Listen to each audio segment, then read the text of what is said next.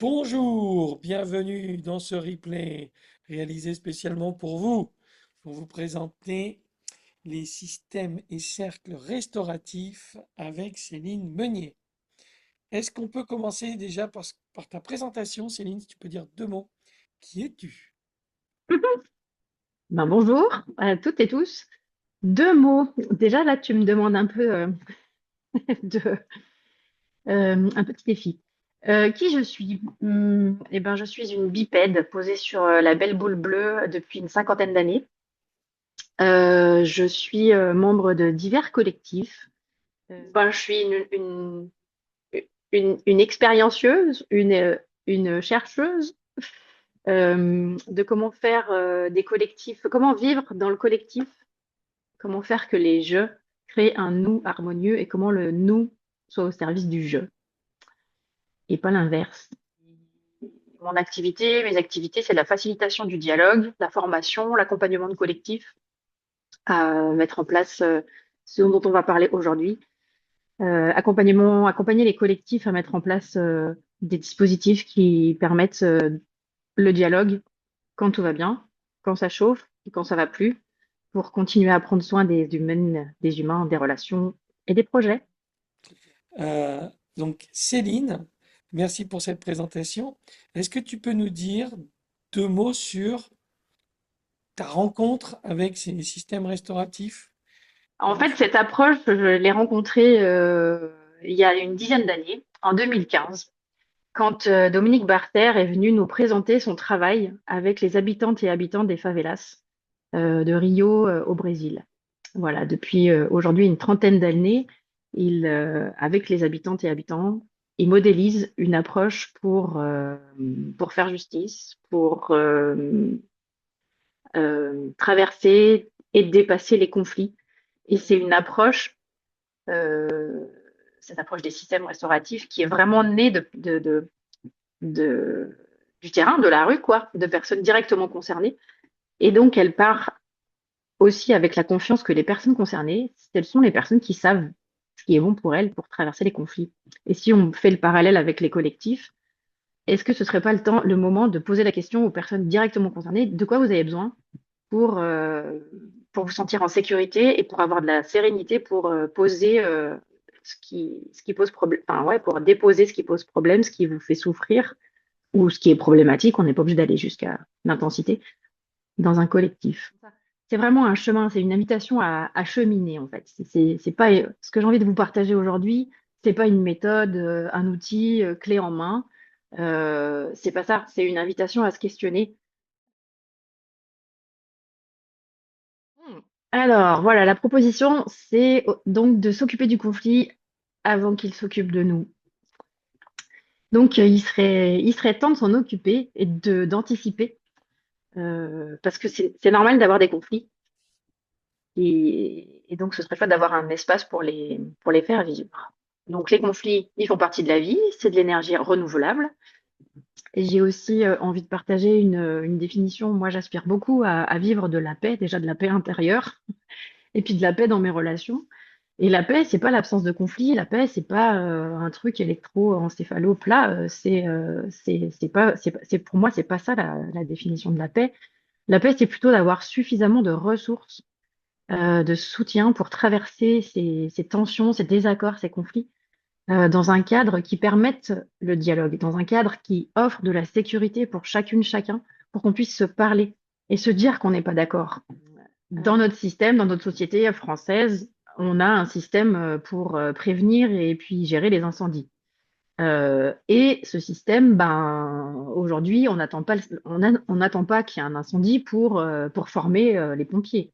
On n'attend pas l'incendie pour créer des réseaux routiers sur lesquels les camions de pompiers vont rouler. Donc, on va passer beaucoup de temps à envisager, enfin, on a passé beaucoup de temps à envisager comment éviter qu'il y ait le feu. Donc, c'est important d'éviter qu'il y ait le feu. C'est important d'éviter qu'il y ait des conflits. Et pour autant, c'est important aussi d'envisager qu'est-ce qu'on fait quand ils vont se pointer. Et tous les conflits ne nécessitent pas, tous les incendies ne nécessitent pas d'appeler les pompiers.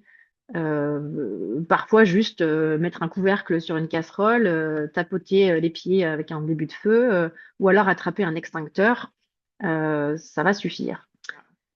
Donc en fait, l'idée, c'est ce qu'on vient d'exposer. Pourquoi attendre le conflit pour créer le dispositif qui permettra de le prévenir et de l'accueillir? L'idée, c'est d'anticiper. La justice restaurative, c'est un mot restauratif qui a été posé par nous, société occidentale, pour décrire quelque chose qui existe depuis la nuit des temps dans ces sociétés-là. Il est important de prévoir une place pour se parler, pour dialoguer.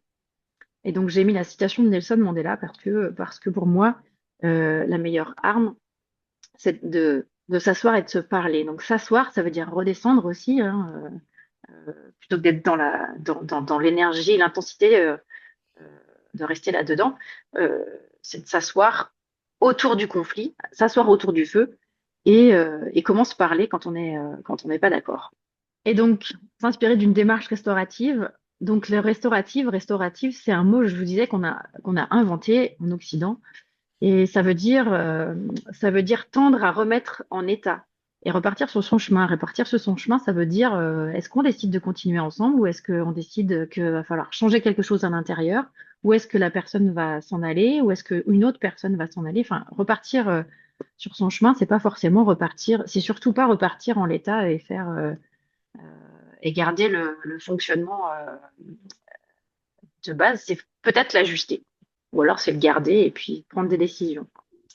En tout cas, voilà, restaurer, ça veut dire retrouver de la capacité pour dire et entendre et se comprendre. Pour reposer aussi ce cadre, en France, la justice restaurative, elle est rentrée dans la loi en 2014. Elle est utilisée en parallèle de la justice punitive. Elle est proposée aujourd'hui, ce sont des mesures qui sont aujourd'hui proposées à toute personne victime et toute personne autrice d'une infraction. Et elle pose le principe que l'intention de cette justice restaurative, c'est de créer des espaces qui soient confidentiels, des espaces où chacune, chacun soit en sécurité, où chacune, chacun décide de venir de sa propre volonté, pour permettre de la parole et de l'écoute sur les ressentis, les émotions et les attentes de toute personne concernée par l'infraction et ses répercussions. Donc, il s'agit de faire de faire une place au ressenti. Et il s'agit d'inviter tout le monde autour du feu, d'inviter tout le monde autour du conflit, euh, des personnes autrices, des personnes victimes et des personnes impactées par un conflit. Voilà, on n'est plus dans la dualité de juste les personnes autrices et les personnes victimes, on est aussi avec une société qui prend ses responsabilités dans ce qui s'est passé.